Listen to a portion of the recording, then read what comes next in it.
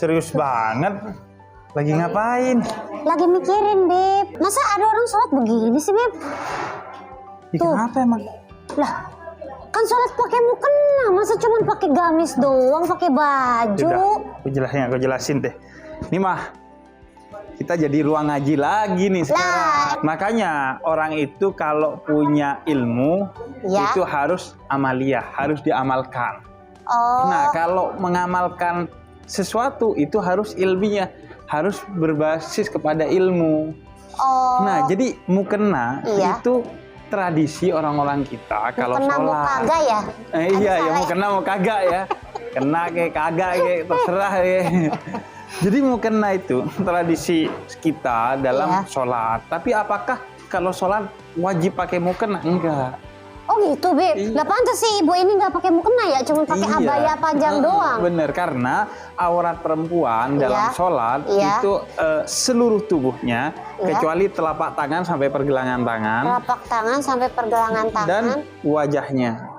Oh ya berarti kalau gini bisa dong, Beb, kan udah pakai tunik, pakai celana, udah Iya, pakai kaos udah kaki, tinggal bisa. sholat. Iya, tinggal sholat. Oh boleh. Boleh. Oh, Yang penting menutup. Soalnya kan kalau di sini tuh apalagi kayak di musola-musola umum gitu misalnya, Bib ya. Kalau ada yang kayak gitu pasti ya termasuk aku sih suka kayak, ih kok sholatnya gitu sih, gimana sih nggak pakai Nah mukena iya, gitu. paling karena terjadi perdebatan di antara ulama soal dagu, tinggal kemudian kalau sholat Dimajuin iya kesini. dimajuin gitu. Oh. Jadi udah deh. Tapi kalau kayak gitu jadi bingung ya, Bib. Maksudnya kan mazhabnya ada banyak.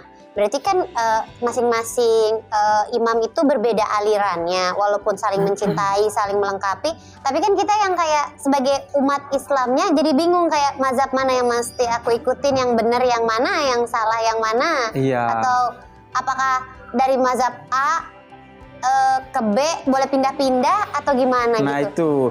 itu. Jadi pertama madhab mayoritas umat Islam di Indonesia itu madhab Syafi'i. Oh, oke. Yang mayoritas Iya. umat Islam di Indonesia. Nah, dari mana kita mendapatkan pilihan, oh kita mau ikut madhab ini? Yang pertama, itu adalah dari ilmu kita. Ilmu kita. Iya, jadi kita mengkaji tuh, dari 4 madhab ini mana yang paling menurut kita sesuai dengan Al-Quran dan Sunnah. Oke. Karena madhab-madhab itu hanyalah pendapat. Yang pasti benar itu hanyalah Al-Quran dan Sunnah. Iya. Makanya kata Imam Malik Ya. ketika beliau diminta kitabnya Al-Muwatta, itu kitab madhabnya dijadikan rujukan bagi seluruh umat Islam di zaman kekhalifahan Harun ar-Rasyid, kata beliau, jangan, ini hanyalah pendapatku yang mungkin benar dan mungkin salah. Biarkan orang-orang itu kembali kepada Quran dan Sunnah. Kalau ada pendapatku yang dianggap sesuai, biar diikuti. Kalau dianggap bermasalah, biar gak diikuti. Jadi kembali kepada Quran dan Sunnah. Jadi kita harus punya ilmu. Kalau gak punya ilmu gimana? Namanya taklid. Mengikuti. Ngikuti siapa? Ngikuti orang tua kita yang lebih pinter. Ngikuti guru kita. Atau ngikutin kayak ulama atau kayak gimana sistem pemerintahan Islam di Indonesia gitu nggak? Enggak, jadi ngikutinnya itu ulama. Siapa ulama. sih guru kita? Makanya setiap kita itu harus serius, bukan hanya punya guru fisika, guru matematika, guru bahasa Inggris.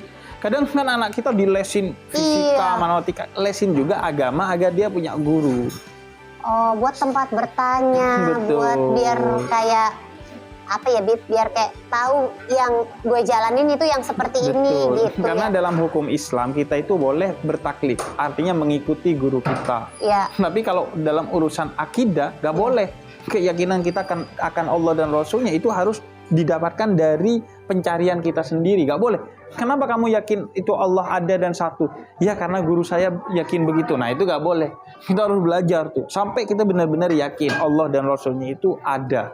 Allah satu dan Nabi Muhammad adalah utusan Allah. Jadi dengan ilmu, atau yang kedua itu menyesuaikan kondisi kita. Jadi kondisi kita di Indonesia ini cocoknya dengan madhab yang mana? Akhirnya makanya mayoritas dengan madhab Imam Syafi'i, karena itu yang sesuai. Tapi syaratnya jangan menggampangkan. Cari yang gampang deh. Dan syaratnya juga nggak cuma menggampangkan, tapi juga jangan jadi saling salah-salahan gitu ya. Benar.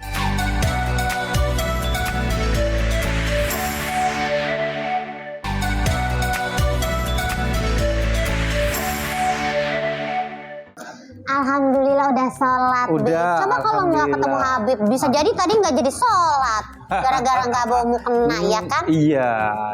Jadi tapi biasanya sih di musola sini karena tradisinya pakai mukena selalu ada Selalu mukena. ada ya, tapi semenjak pandemi kemarin suka nggak ada Bib mukenanya, jadi bawa sendiri-sendiri Iya. orang-orang. Dan kalaupun ada biasanya aromanya begitu menggoda pasti. iya.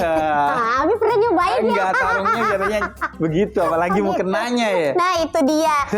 Kita ngomong-ngomong biasa, kita jawab-jawab pertanyaan Bib. Karena banyak banget yang pengen tanya sama Dirimu Habib. tiap ketemu aku langsung ngepost sih, jadi Iya, akhirnya kayak rame. hai guys, lagi sama Habib Jafar lagi nih. Langsung aja kalau mau tanya, ini kolom pertanyaannya gitu, Bib.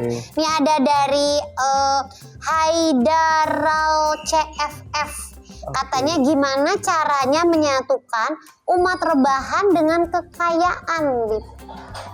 Iya, itu memang ya rezeki di tangan Allah. Betul. Memang juga jodoh itu juga rezeki kan Iya, di tangan Allah. iya, Tapi kalau kita cuman rebahan doang, iya. ya Allah gak bakal kasih. Tapi berdoa terus kok sambil rebahan, ya Allah karuniakan aku rezeki ya Allah, gitu terus sih Beb. Jodoh emang gak kemana, tapi Iya. kalau gak kemana-mana ya gak dapat jodoh. Bener sih. Kalau udah rezeki emang gak kemana, tapi Iya. kalau gak kemana-mana ya gak dapat rezeki. Karena cara mendapatkan rezeki itu diantara syarat utamanya itu adalah bergerak. Oh, Yang itu maksudnya berusaha. Karena kata Allah dalam surat Hud ayat ke-6, wa ma min dabbatin fil ardi illa 'alallahi rizquha. Tidak ada satu binatang melata sekalipun yang tidak Allah jamin rezekinya. Kenapa dirujuk kepada binatang melata? Karena binatang melata itu simbol bergerak. oh. Nah, dengan bergerak itu maka rezeki kita diberi oleh Allah. Jadi selain rezeki itu dengan doa meminta kepada Allah, tapi juga dengan berusaha. Jadi kalau berdoa saja tanpa berusaha, itu namanya imajinasi, bukan rezeki. Tapi kalau berusaha aja, Iya. tapi gak berdoa, itu juga gak akan mendapatkan rezeki, karena pemilik rezeki itu adalah Allah. Jadi nggak bisa cuman rebahan doang, harus usaha. Jadi kuncinya adalah berdoa dan ikhtiar gitu ya Bib ya. Benar. Iya itu. Nah ada lagi pertanyaan nih Bib ya. Pertanyaannya dari Huda Poetra. Bib, kalau di akhir zaman itu ada 73 golongan, Iya. apakah masih mungkin disatukan? Nah, Berat. Kalau aku nangis sih dikasih pertanyaan itu. jadi ini sebenarnya hadis Iya. yang datang dari Nabi Muhammad dengan beberapa redaksi yang sampai kepada kita. Secara umum ada redaksi yang mengatakan umat Islam akan terbagi dalam 73 golongan, dan yang akan selamat hanyalah satu, yaitu Ahlus Sunnah wal Jamaah. Siapa yang secara kompak berpegang kepada sunnahnya Nabi Muhammad, yang itu kemudian menjadi golongan mayoritas umat Islam di Indonesia, alhamdulillah. Oh, Jadi insya Allah nanti insya umat Allah Islam di masuk Indonesia surga. secara berjamaah masuk surga. Amin ya rabbal Walaupun yang alamin. nggak pinter-pinter banget agama, Iya. yang penting kita ngikut kiai, ngikut habaib, ngikut ustadz. Kan Insya berjamaah. Allah, iya benar. Sunnahnya berjamaah. Ibarat kata sopirnya di depan guru kita, Iya. nah kita tinggal duduk doang deh. Ngikut yang penting dah tuh. ngikut deh. Yang penting Oh. ikut apa kata para guru-guru kita. Nah Oh. itu. Tapi ada redaksi lain yang mengatakan bahwa yang selamat itu adalah 72 golongan. Yang nggak selamat cuma satu, yaitu orang-orang yang dia keluar dari nilai-nilai yang diajarkan oleh Allah dan Rasulnya. Nah, jadi akhirnya kata Imam Ghazali, keduanya itu bisa disatukan. Bahkan walaupun udah wafat, itu ada satu riwayat dari Sayyidina Anas bin Malik. Itu orang sudah wafat dipertemukan dengan orang yang ketika di dunia menzalimi dia. Wah, Kemudian kata dia, ya Allah, ini orang zalim kepada saya dulu di dunia. Jadi saya minta semua pahalanya kasih ke saya. Terus kata Allah, nggak ada pahalanya. Dia ini cuma penuh dosa. masuk neraka dong. Iya, masuk neraka kan. Akhirnya kata Allah, mau nggak kamu dapat balasan? Apa? Kamu lihat tuh sebelah kanan kamu. Dia noleh ke kanan, dia lihat surga. Ya udah ya Allah, saya pengen masuk ke sana. Gimana caranya? Terus kata Allah, caranya adalah kamu pegang tangan orang yang menzalimi kamu ajak dia ke surga bersama-sama. Lah kok curang, Beb?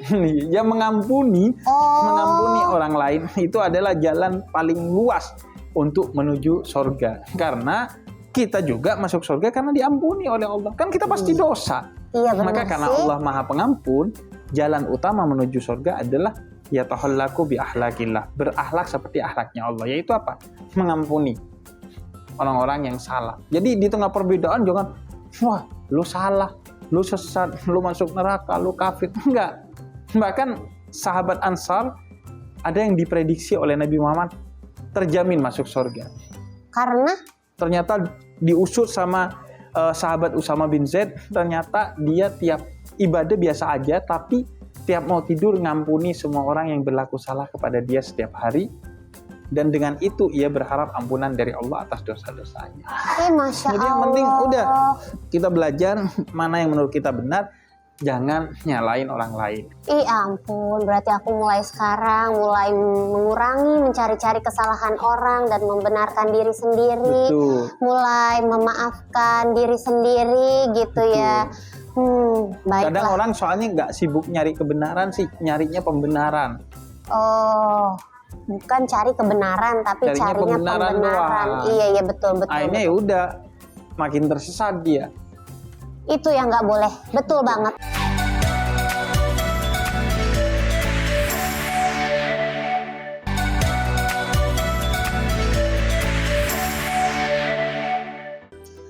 Sudah siap semuanya? Alhamdulillah. Berarti Habib harus jawab pertanyaan lagi. Oh gitu, Iya. kirain gratis. Enggak dong. Kalau duduk di sini tuh at least ada sumbangsihnya lah gitu Habib ya kan? Iya.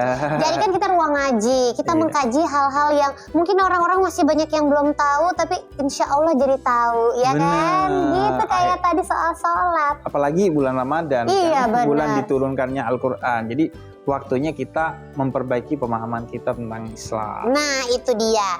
Ini ada pertanyaan nih Bib dari LIK.7_2. Apakah Nahdlatul Ulama ada di luar negeri, Bib? Kan Nahdlatul Ulama itu artinya kebangkitan para ulama. Iya. Jadi mau dimanapun itu bisa, yang penting ulama dan melakukan kebangkitan. Namanya NU juga. NU, ada NU, itu ada PCI NU, Pengurus Cabang Istimewa NU. Nah itu Oh. kalau yang ada I-nya itu berarti di luar negeri. Kalau pengurus cabang itu di dalam negeri. Kalau yang istimewa itu di luar negeri. Bahkan di Amerika pun ada. Oh gitu. Di Australia ada. Banyak cabangnya ya, Beb? Banyak. Muhammadiyah juga gitu.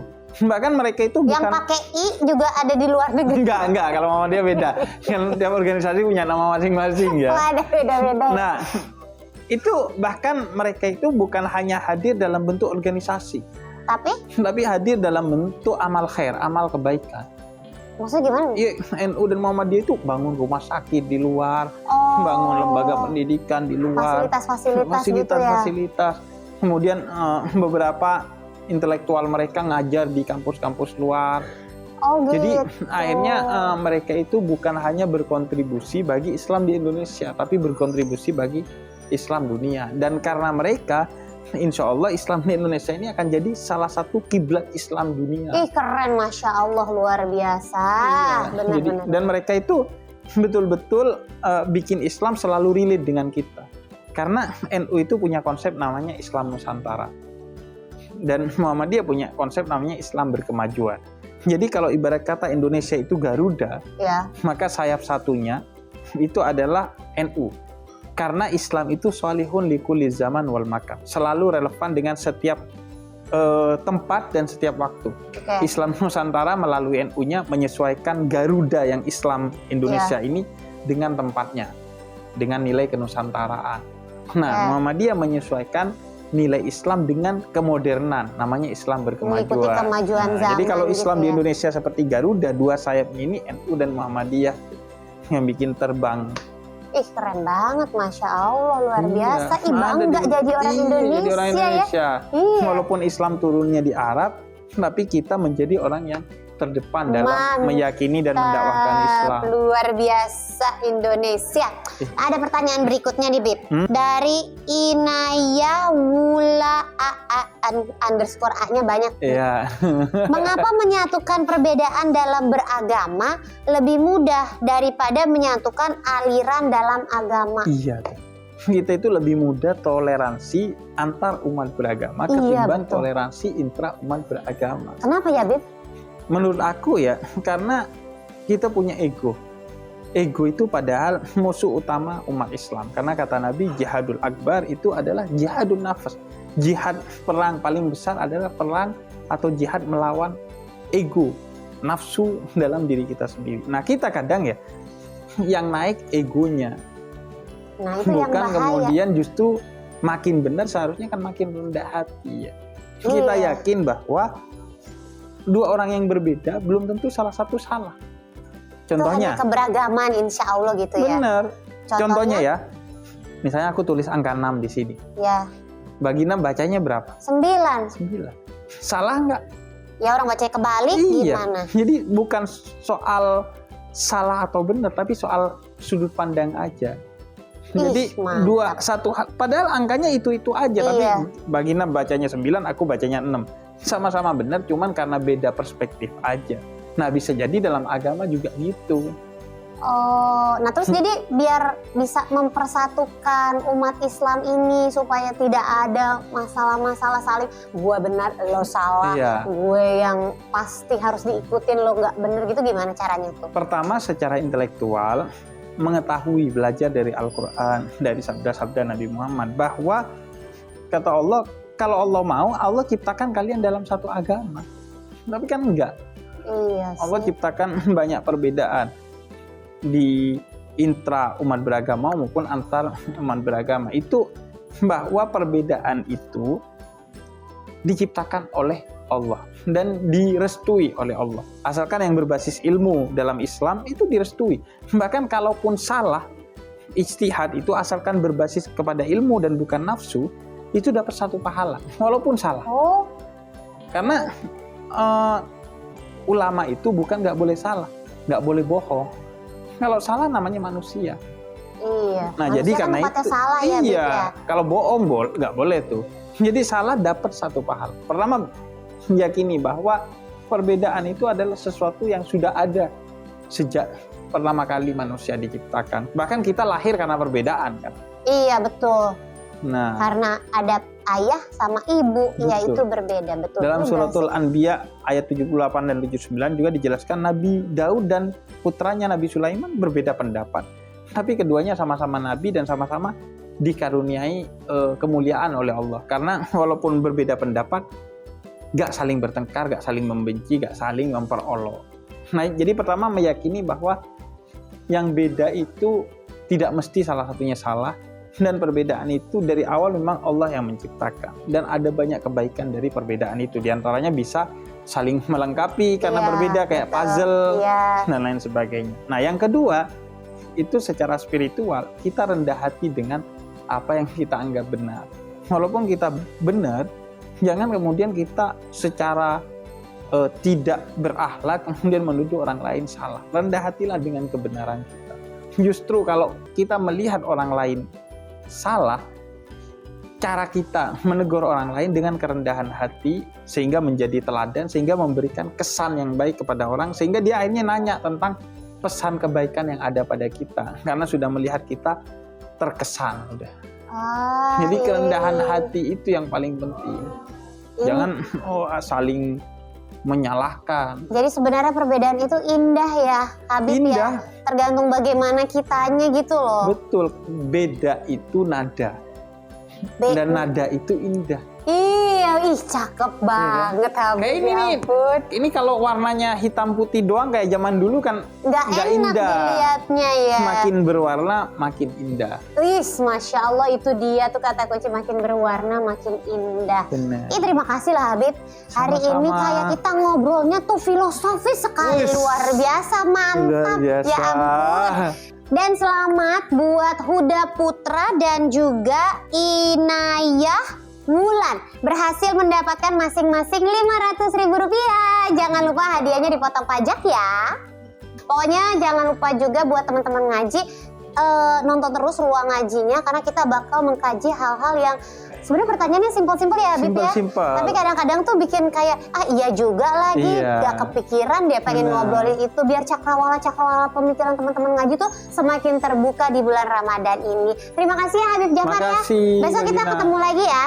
Insya Allah. Insya Allah. Kalau gitu saya juga pamit. Sampai ketemu lagi di ruang ngaji berikutnya. Hanya di Metro TV. Assalamualaikum warahmatullahi wabarakatuh. Waalaikumsalam warahmatullahi wabarakatuh. Metro TV,